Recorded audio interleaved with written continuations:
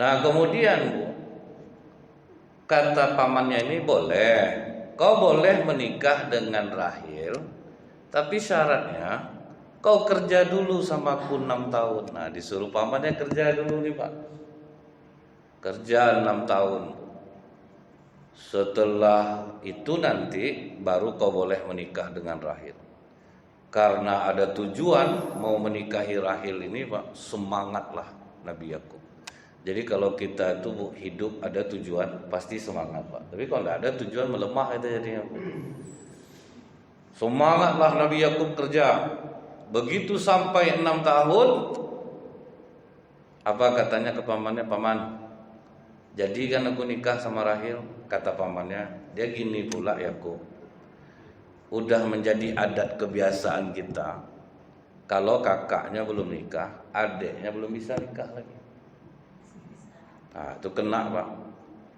Tapi pada zaman itu masih disyariatkan bahwa boleh menikahi 2 orang perempuan bersaudara. Pada saat itu terpikir oleh Nabi Yakub, siapalah yang mau menikahi Lia nih?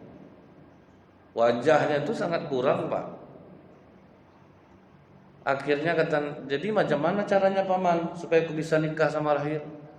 Nikahlah kau sama kakaknya dulu. Oh, ngedrop Nabi Yakub dibuat Pak. 6 tahun menunggu, rupanya dapat yang tidak di hati Pak. Baru terpikir oleh Nabi Yakub, dulu aku mencurangi abangku dalam hal minta doa ke ayah. Rupanya sekarang kena pula aku.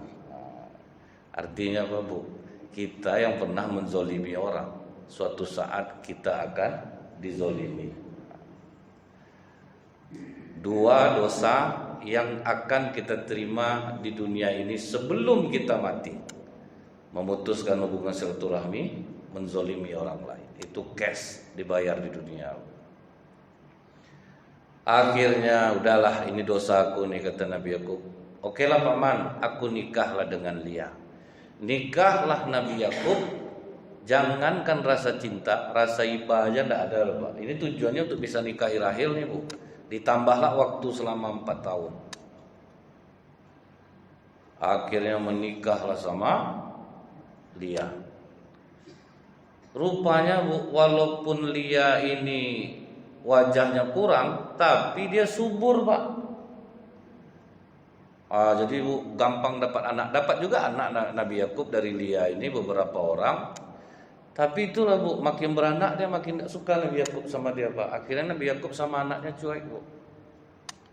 Jadi kalau suami ibu selama ini acuh tak acuh dia sama anak, takutnya itu terpaksa dia nikah sama ibu.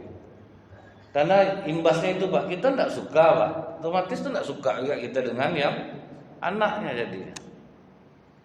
Itu bahayanya Pak, sebuah pernikahan tanpa ada rasa cinta. Ngeri Bu efeknya.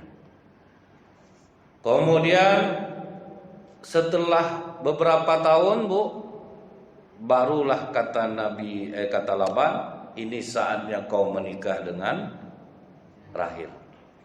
Begitu mendengar akan menikah dengan Rahil, tidak tanggung bahagianya Nabi Yakub, dapat yang di hatinya Bu. Semua kasih sayang dia tumpahkan kepada Rahil. Tidak acuh dia lagi Bu sama anaknya. Total anak Nabi Yakub sama istrinya Lia, kemudian ada 2 orang simpanan Pak. Dan dulu boleh pakai dayang-dayang Bu, 11 jumlah anaknya. Sementara Rahil walaupun cantik, tetapi ditakdirkan Allah mandul Pak.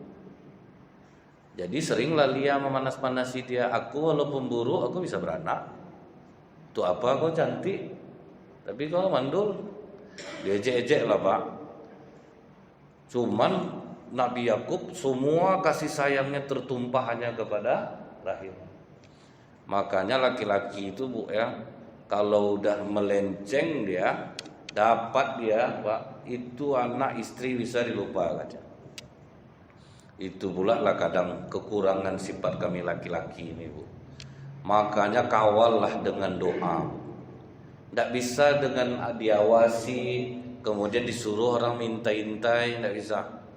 Berdoa kepada Allah untuk menjaga Karena laki-laki kalau dia jatuh cinta lagi, dia bisa tidak peduli Pak kepada anak dan istri. Secara umum, ini secara umum nih Pak ya. Walaupun tidak semua kejadian seperti itu.